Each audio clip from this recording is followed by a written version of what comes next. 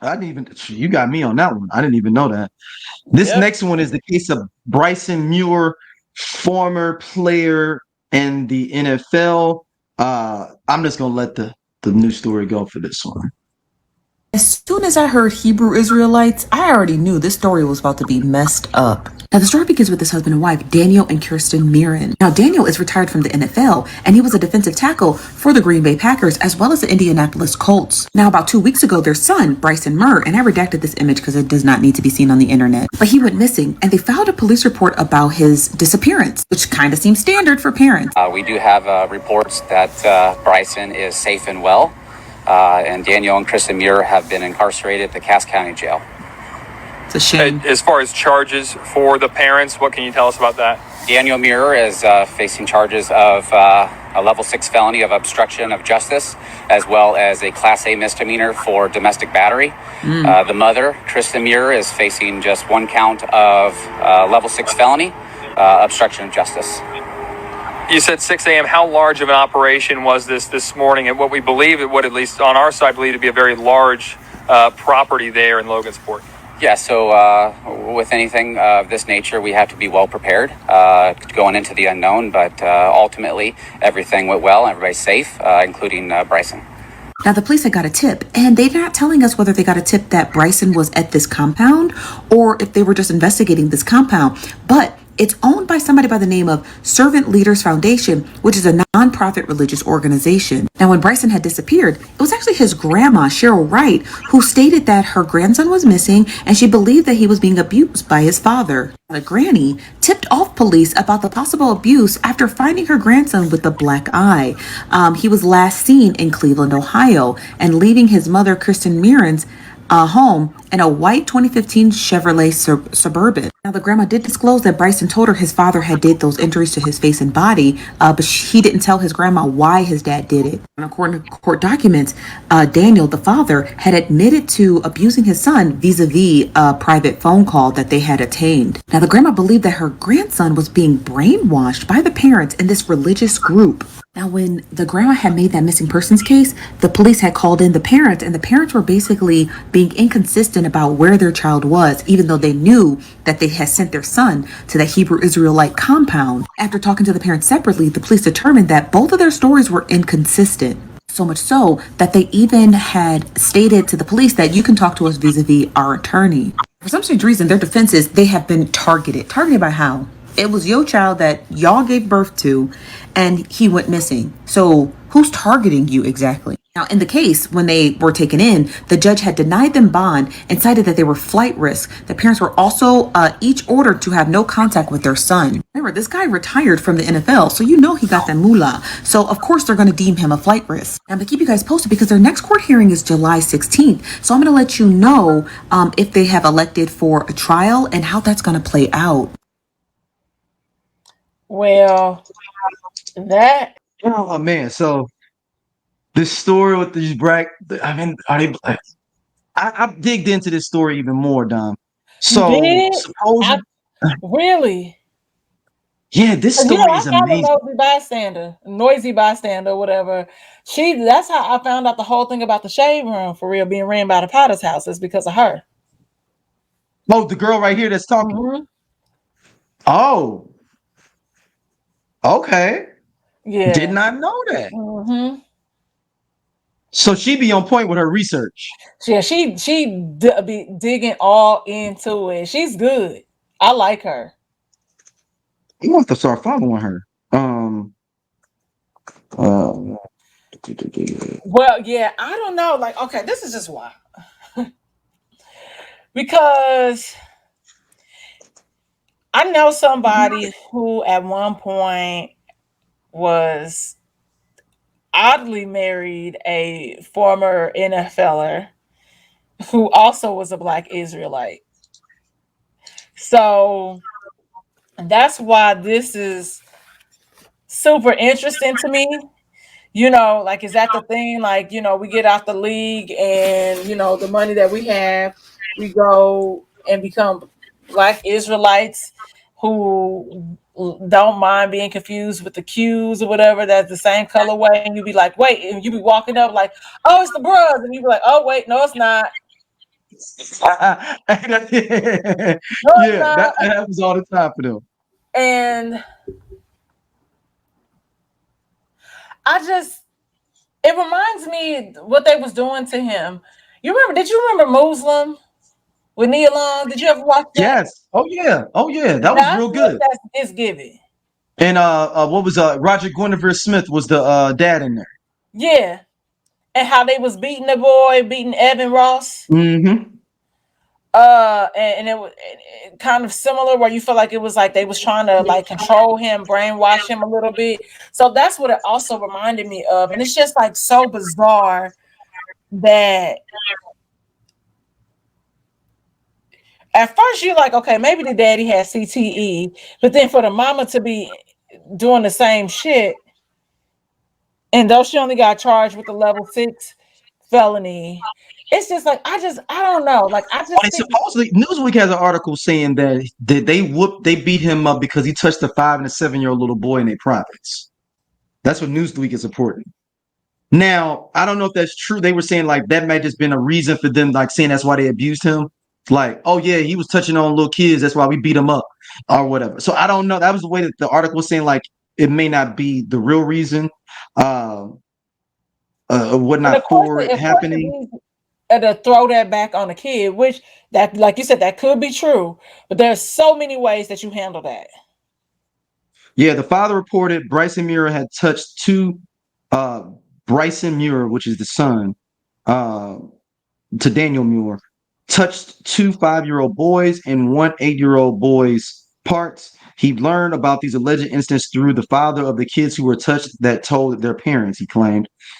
And then he goes, I whooped his ass like a grown man, Daniel reportedly told Wright, also claiming that his son has never been abused. On the phone with Wright, Daniel Muir reportedly made a statement claiming that if they lived in their homeland, religious land, Bryson would be put to death for his acts. Instead, they live in the U.S., so they could not put him to death.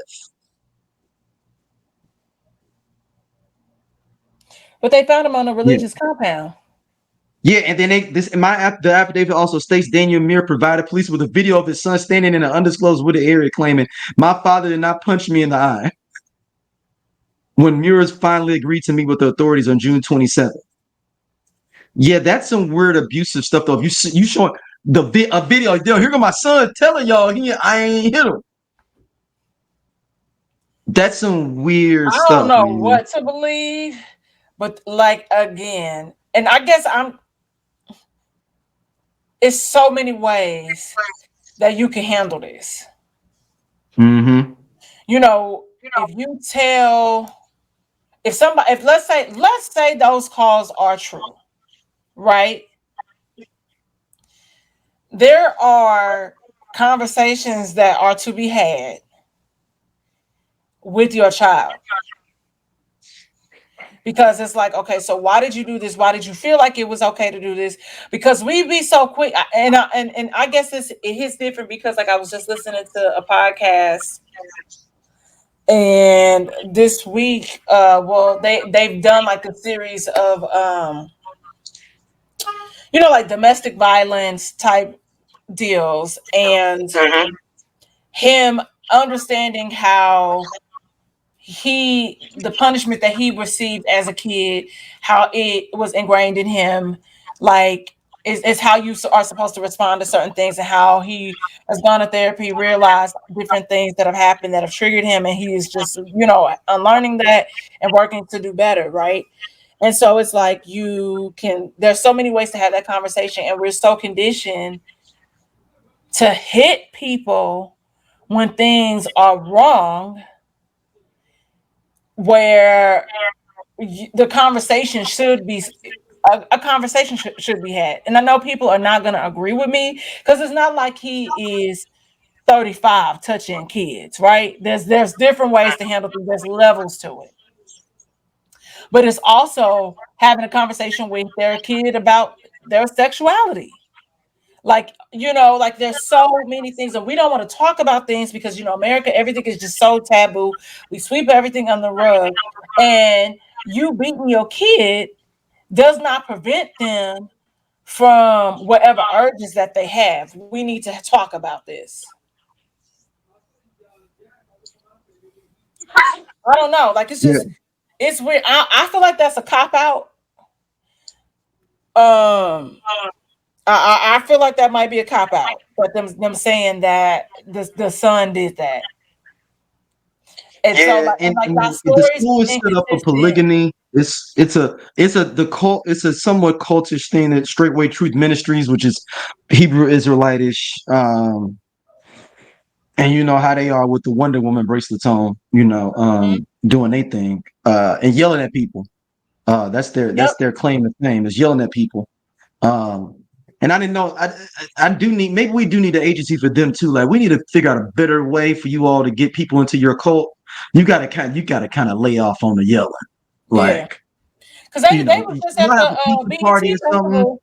Can they have a pizza party at the ministry? To bring people in. Like uh, a fish fry. It's got to be a But better it's way the than same yelling thing. at people in Like traffic. it's the same thing. Like you are using religion to manipulate and control people. Hmm. Cause the person I know got the fuck up out of that shit. Though she had a kid with him, but he a hot mess. You're not the baby. Kid's really smart. Yeah. But like he ended up being a hot mess, wanting to, like you said, take on an extra wife. She like recruited the wife, and then it's a whole thing. I can't wait for her to write a book. It's good. Because I Wow. follow, I've known her because we co-workers and stuff back in the day. And I would say she my homegirl. She's really, really cool. And we have a lot of mutual friends. So that's my homegirl. We cool. But, following her journey, seeing what her life was like before, seeing what her life is like in that journey, and then after is crazy. It's I wouldn't say she's from a former coworker of mine. She worked for me. This is man 12 years. When did Trayvon Martin happen? What year was that? Ooh. 2011, Yeah, 2011 to 2020. 2012. Yeah. So she worked for me, and when Trayvon Martin happened, um, I spoke down at the city hall, and everything down at city hall when everything happened. There was a couple of speaking down at city hall for a rally and everything. And it was this young girl. I'm not gonna say her name, but she worked for me. She was a Delta, blah blah. I remember she talked to me. She's like, "Oh, I was real conscious as you were saying, blah blah." I'm like, "Yeah, no doubt, no doubt." And we stayed. I left the company, but we stayed friends on Instagram, Facebook, all that stuff. And I saw her progression of like her messaging, like going like real like towards that other shit, you know what I'm saying? Like, and I saw it little by little, and then one day she just all of a sudden says, "Yo, I'm denouncing Delta, blah blah blah blah blah blah," and went there. This is before the denouncing shit became like a popular thing as it is now.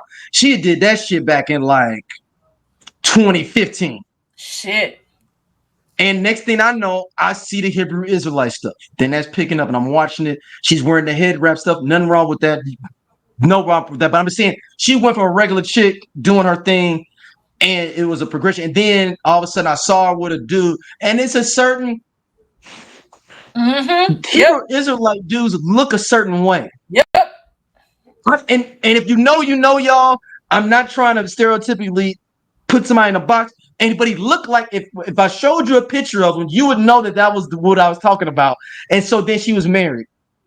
And so then still watching stuff on Instagram and stuff. And now she's just dropped off. I don't know where she didn't went to at all. Well, I know my girl lived off grid. They had bought land and moved off grid for a while. So like they had Okay. their own animals. She was farming, slaughtering the animals, picking like it's just it was different and but also like in hindsight, like, she is aware that gave her, like different survival skills. Like people used to do that back in the day. You don't really hear nobody doing that, anymore. But she learned a lot. But it's that discernment. You think you getting somebody that's a certain type of way, and they see the fault in your stars, and they prey on that, and they get you.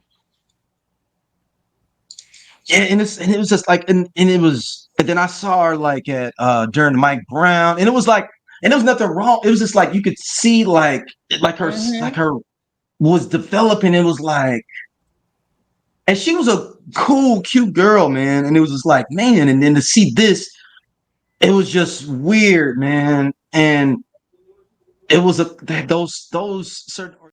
Hey y'all, if y'all like what y'all see here on Everyone Needs an Aquarius, be sure to like, subscribe, and share our podcast with your friends because we got all the tea. And if you want to check out more stuff from us, be sure to hit that button right there on the right side so you can see other stuff and again share it with everybody.